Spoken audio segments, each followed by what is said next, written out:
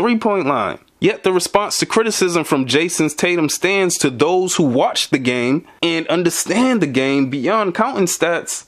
But look at the numbers. Yeah, homie, you got it wrong. Homie ain't getting on just cause homie got a song. As a lifelong Celtics fan born and raised in Boston, the respective narrative attached to Jason Tatum and Jaylen Brown irk me. Because even as I weigh the balance of advanced stats, eye tests, raw stats, and especially, most importantly for me, mentality when evaluating players, since the beginning of their careers, I've always been pro Jaylen Brown. I started posting on YouTube 2 weeks before Kyrie left for Brooklyn. I said this. Let me give my opinions on the two. Relative to who's gonna be the superstar, who's gonna be the all-star, who's nicer than who. Listen, if you watch basketball, if you know basketball, and you're sleeping on my nigga Jaylen Brown, they have similar ceilings. This is how I'm tired of motherfuckers talking about Jason Tatum is levels above Jaylen Brown. He got things to work on. If he could put Jaylen Brown's aggressiveness into Jason Tatum, if we could put Juice's aggressiveness into Jason Tatum, I think Jason Tatum would be that nigga. If we could combine these two, if you could put Jason Tatum's polished offensive game into Jaylen Brown, oh my lord. These two niggas, to me, are like Tracy McGrady and Vince Carter in Toronto. Jason Tatum in this scenario would be Vince Carter. Jaylen Brown, of course, Tracy McGrady, the late bloomer, the one they didn't think would make it, who ended up becoming a fucking superstar in his own right. I need y'all to understand.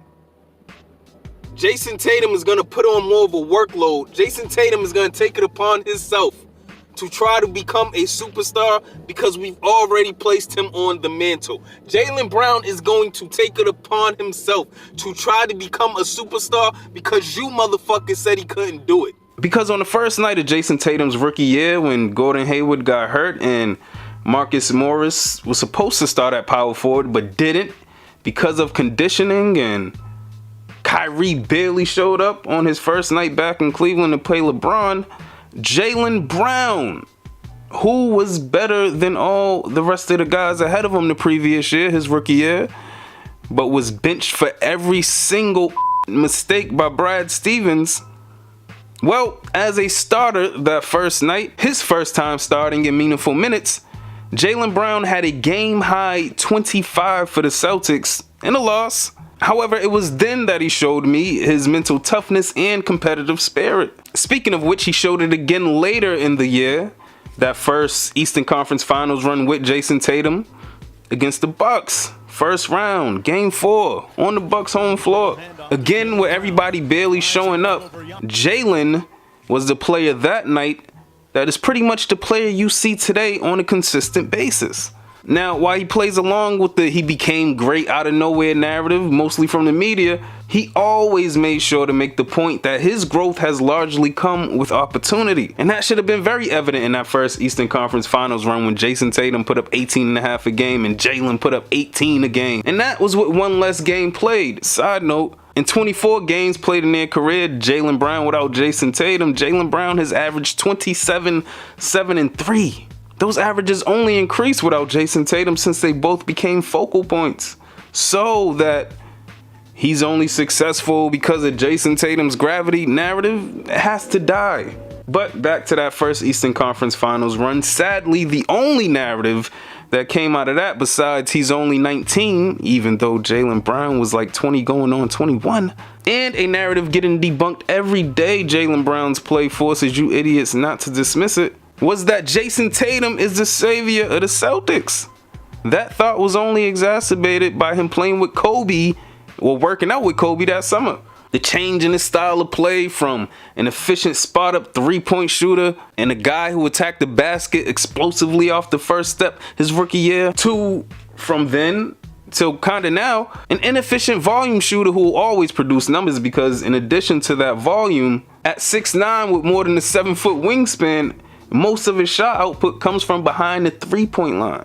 This was no more evident and more glaring than last year, the first 3 months of last year, when Jason Tatum was scoring 27 on 25 shots a game, on below 40% shooting and below 20% from the three-point line. Yet the response to criticism from Jason Tatum stands to those who watch the game and understand the game beyond counting stats.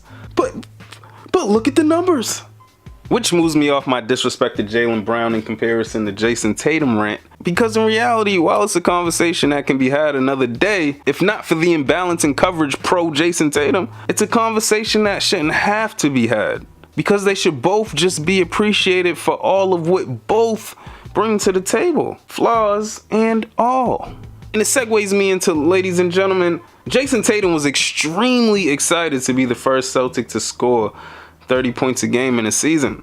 To be clear, Jason Tatum will be better than Paul Pierce and Larry Bird when Donald Trump gets on a live Zoom call with Martin Luther King and Malcolm X to discuss his personal contribution to black reparations. Now, while the Celtics are the league's most storied franchise, you bitches better know it, breaking all of the barriers first, making Tatum's accomplishment a headline in the first place, to the media and overzealous fandom, before that kingdom come, shout out to Jay-Z, we must all remember that in today's NBA, 30 is the new 20. While first in total points this year, Jason Tatum is number 1 in field goals attempted, number 2 in field goals attempted per game, number 1 in field goal misses. Plays a lot, shoots a lot, misses a lot, takes more threes and twos at 6'9", shows up when he feels like it, has trouble with guys close to his size and attributes. Look, is Jason Tatum a great player? Yes.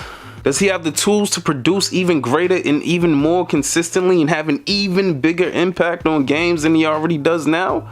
Yes. Are his skills magnified and his mistakes marginalized compared to Jalen's mistakes being magnified and his skills marginalized? Yes.